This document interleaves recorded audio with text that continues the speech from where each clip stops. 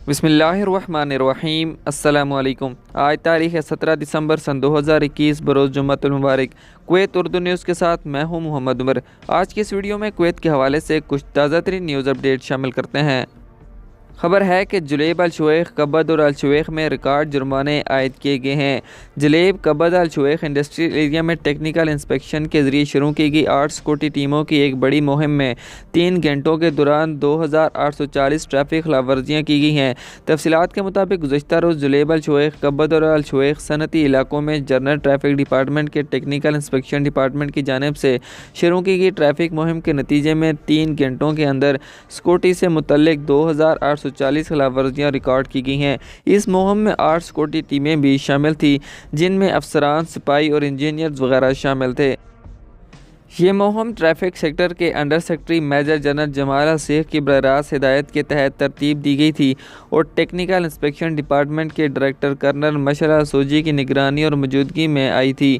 Colonel अल-सोजी ने रोज़नामा राय से तस्दीक की है कि इस मुहिम के नतीजे में 2840 खिलाफ वर्जियाँ इन गाड़ियों के लिए जारी की गई जो सिक्योरिटी और पायदारी के लिहाज से ज़वाबित पर पूरा नहीं उतरती हैं। सड़कों पर चलने वाली खस्ता हाल गाड़ियों को पकड़ने का सबसे बड़ा नतीजा था।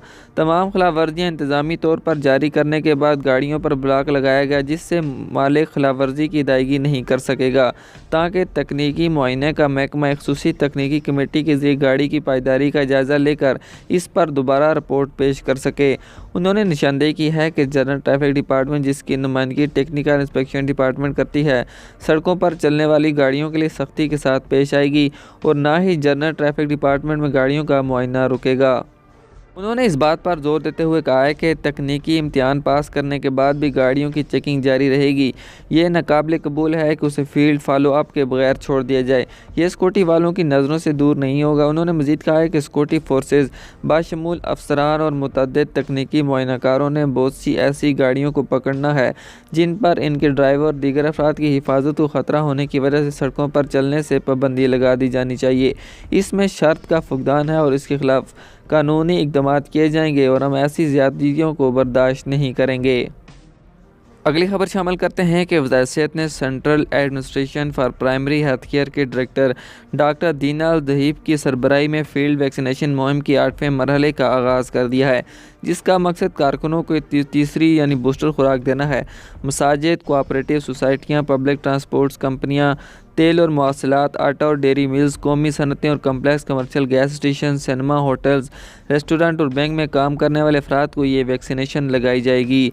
फील्ड मुहिमात का आगाज़ मसाजिद के शोबे के कारकुनों को, जो कि तकरीबन 6000 मुलाजमीन हैं, को तीसरी खुराक लगाने से हुआ।